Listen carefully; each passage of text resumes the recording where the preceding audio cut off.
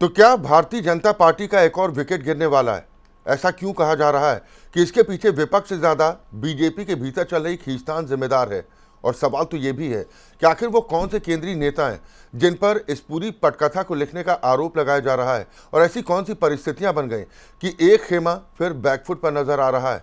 दोस्तों, मौजूदा वक्त में केंद्र सरकार कई मोर्चों पर सवालों के घेरे में दिखाई दे रही है। शिक्षा व्यवस्था को लेकर सवाल उठ रहे हों, प्रतियोगी परीक्षाओं को लेकर पैदा हुए विवाद हों, विपक्षी दलों में कथित तोड़फोड़ की राजनीति को लेकर लग रहे आरोप हों, या फिर अदालतों से आ रहे ऐसे संकेत जिन्होंने सरकार की मुश्किलें बढ़ाई हैं, ऐसे समय में मध्य प्रदेश से आई एक रिपोर्ट ने राजनीतिक गलियारों में नई हलचल पैदा कर दी है। क्योंकि अब सवाल सीधे मध्य प्रदेश के मुख्यमंत्री मोहन यादव को लेकर उठ रहे हैं, और सवाल भी ऐसे जिनका जवाब सिर्फ राजनीतिक बयानबाजी से नहीं बल्कि तथ्यों से दिया जाना चाहिए। दोस्तों, मध्य प्रदेश का वो पूरा घटनाक्रम आपने देखा और सुना होगा, जिस तरह मुख्यमंत्री बनने के बाद मोहन यादव और उनके परिवार से जुड़ी जमीनों की खरीद को लेकर लगातार खबरें सामने आई। उसने कई नए सवाल खड़े कर दिए। सोचिए, अगर यही आरोप किसी बीजेपी के अलावा किसी मुख्यमंत्री या बड़े नेता पर लगे होते तो क्या अब तक जांच एजेंसियां सक्रिय नहीं हो चुकी होती? क्या ईडी, सीबीआई, आयकर विभाग और दूसरी एजेंसियों की टीमों ने मोर्चा नहीं संभाल लिया होता? लेकिन इस पूरे मामले में सबसे दिलचस्प बात सिर्फ जमीन खरीद का आरोप नहीं है, बल्कि ये भी है कि बीजेपी के भीतर से ही कुछ आवाजें और संकेत ऐसे दिखाई दे रहे हैं जिनके कारण ये चर्चा और तेज हो गई कि कहीं मुख्यमंत्री मोहन यादव को लेकर पार्टी के अंदर ही असहजता तो नहीं बढ़ रही। अब सवाल उठता है कि आखिर मामला क्या है। दरअसल एक रिपोर्ट में दावा किया गया कि दिसंबर 2023 में मुख्यमंत्री पद संभालने के बाद मोहन यादव के परिवार, रिश्तेदारों और उनसे जुड़ी रियल एस्टेट कंपनियों ने उज्जैन और आसपास के क्षेत्रों में बड़ी मात्रा में जमीन खरीदी।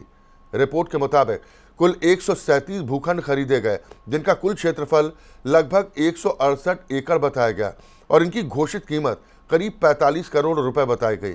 अब यहाँ सबसे बड़ा सवाल जमीन खरीदने का नहीं, क्योंकि किसी भी व्यक्ति को कानूनी तरीके से संपत्ति खरीदने का अधिकार है।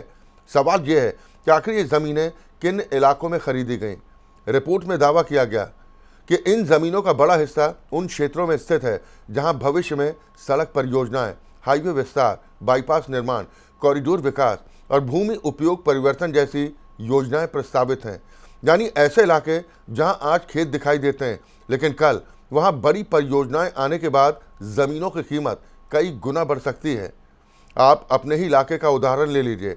आज जिस जमीन की कीमत 10 लाख, 15 लाख या फिर 20 लाख रुपए प्रति बीघा है, अगर वहीं से एक्सप्रेस वे निकल जाए, कोई औद्योगिक परियोजना लग जाए, कोई बड़ा कॉरिडोर बन जाए या फिर भूमि उपयोग कृषि से व्यावसायिक कर दिया जाए, तो वही जमीन करोड़ों में पहुंच जाती है। यही वजह है कि इस पूरे मामले में सवाल उठ रहे हैं। क्या ये महज संयोग है कि जिन इलाकों में भविष्य की परियोजनाएं प्रस्तावित थीं, उन्हीं इलाकों में इतनी बड़ी मात्रा में जमीन खरीदी गई, या फिर इसके पीछे कोई और कहानी छिपी हुई है? रिपोर्ट में जिन लोगों के नाम सामने आए, उनमें मुख्यमंत्री की पत्नी सीमा यादव, पुत्र वधू शालिनी यादव, भाई नंदलाल यादव, नारायण यादव, रेखा यादव, अभय यादव, चचेरे भाई गोविंद यादव और नीलेश यादव जैसे नाम शामिल बताए गए। इतना ही नहीं, कुछ खरीद सीधे व्यक्तियों के नाम पर हुए, जबकि कुछ सौदे परिवार से जुड़ी 4 रियल एस्टेट कंपनियों के माध्यम से किए गए। अब सवाल और गंभीर हो जाता है, मुख्यमंत्री बनने के बाद आखिर जमीन खरीद की गतिविधियां अचानक इतनी तेज क्यों हो गई? मुख्यमंत्री बनने से पहले और मुख्यमंत्री बनने के बाद भी संपत्तियों का तुलनात्मक विवरण क्या कहता है? क्या इन जमीनों की खरीद के लिए इस्तेमाल की गई रकम के स्रोत पूरी तरह सार्वजनिक हैं? क्या इन सभी खरीदों का विवरण जनता के सामने रखा जाएगा? क्या सरकार उन सभी परियोजनाओं की सूची सार्वजनिक करेगी जिन क्षेत्रों में जमीन खरीदी गई और जहां बाद में विकास योजनाएं घोषित हुई? क्या ये भी बताया जाएगा कि जमीन खरीदे जाने के समय उन क्षेत्रों का भूमि उपयोग क्या था और आज क्या है? दोस्तों, ये सवाल इसलिए भी महत्वपूर्ण हो जाते हैं क्योंकि उज्जैन और जमीन से जुड़े विवाद पहले भी राजनीतिक बहस का हिस्सा रह चुके हैं। आपको याद होगा, सिंहस्थ 2028 की तैयारियों के लिए बड़ी मात्रा में जमीन अधिग्रहण की योजना को लेकर भारी विवाद हुआ था। उस समय किसानों और कई संगठनों ने विरोध किया था। भारतीय किसान संघ जैसे संगठन भी खुलकर सामने आए थे। आखिरकार बढ़ते विरोध के बीच सरकार को अपने कदम पीछे खींचने पड़े थे। यानी जमीन, उज्जैन और विकास परियोजनाओं का ये पूरा विषय पहले से ही संवेदनशील रहा है। अब जब नई रिपोर्ट सामने आई तो सवालों का दायरा और बढ़ गया, और इसी बीच राजनीतिक गलियारों में एक और चर्चा तेज हो गई। चर्चा ये कि मुख्यमंत्री के खिलाफ सामने आ रही खबरों और लीक हो रही जानकारियों के पीछे कहीं बीजेपी के भीतर की राजनीति तो नहीं। यही वो बिंदु है जहां मामला और दिलचस्प हो जाता है, क्योंकि कई राजनीतिक विश्लेषक मानते हैं कि मध्य प्रदेश बीजेपी में नेतृत्व को लेकर अंदरूनी प्रतिस्पर्धा कभी पूरी तरह खत्म नहीं हुई। शिवराज सिंह चौहान के मुख्यमंत्री पद से हटने के बाद भी उनका प्रभाव बना हुआ है।